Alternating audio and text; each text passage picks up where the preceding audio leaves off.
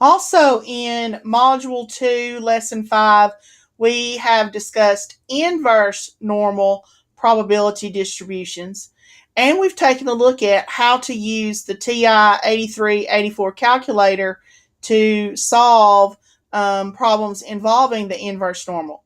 But in case you don't have access to a TI 8384 calculator, there is a free website that I found that you can use to help you solve these problems. And I'm going to use practice problems 9 and 10 as examples for you to show you how to use the website. Here is the link to the free website. You can simply copy and paste it into your browser, and it'll take you to that particular website. The website's fairly straightforward to use. Again, you have to enter the requested information. You have to enter the area. And again, I would tell you to enter the area to the left of the cutoff score for consistency with the process we learned related to the calculator. That way you don't have to learn a whole new procedure if you're going to use the website. You have to enter the mean of the distribution, which should be given in the problem, and you have to enter the standard deviation, which again is represented by the letters S and D, and is also given in the problem. Again, for consistency and similarity to the calculator, I want you to choose below, and then we click on the widget recalculate, and the results will appear in the box next to the word below. So let's take a look at some examples so you can see how to do this. So here's our scenario. The length of time it takes to find a parking space at 9 a.m. follows a normal distribution with a mean of 6 minutes and a standard deviation of 2 minutes. 30% of the time it takes how long to find a parking space, and then round your answer to one decimal place. Okay, so here again in this problem, notice that it does tell us that we have a normal distribution, which we must know. It also tells us that we have a mean of 6 minutes, something else we have to know, and that the standard deviation is 2 minutes. Again, we have to know those three things in order to work the problem. The other piece here is it says 30% of the time. Okay, so that gives us a sense or an idea of the area. And again, I think it'll help you if you'll try to draw yourself a picture so you can get a sense of what's going on. So we have our horizontal axis, our bell-shaped curve. The mean is in the middle, which is 6. And remember, the mean divides the data so that you have 50% below and 50% above. So I'm interested in 30%, which is less than 50%, by the way. So the cutoff score is going to be here somewhere on the left, so that I have 30% of the data below that cutoff score. Now, 30% written as a decimal is 0.30. Okay, so we want to find this cutoff score. So I'm going to go out to my calculator or to the website.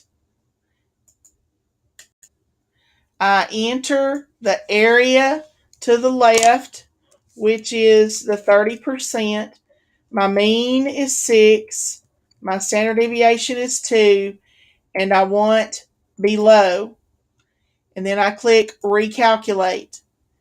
And it gives me the answer as 4.952. Okay, so my cutoff score is 4.952. And we want to round that to one decimal place. So now be careful, guys, because what you got going on here is you have the 5, which is going to bump the 9, and the 9 is going to bump the 4. So ultimately, this is approximately 5. So it takes approximately 5 minutes to find a parking space 30% of the time. All right, let's look at another one. Same scenario. Again, we know that it is a normal distribution. We know the mean is 6 minutes. We know the standard deviation is 2 minutes. Now, if you read the question, it says 60% of the time it takes more than. Okay, so be careful. Watch the wording. That's important. So let's see if we can draw ourselves a picture here of what's going on. Okay, so you have your bell-shaped curve. Your mean is in the middle, which is 6. And it says 60% of the time it takes more than. So 60%, my cutoff's going to be here because it says 60% of the time it takes more than how long? So the 60% is really above the cutoff line. But we want the area below, or the percentage below the cutoff. And so we know it totals 100. So the region or the area to the left here would be 40%. That's 100%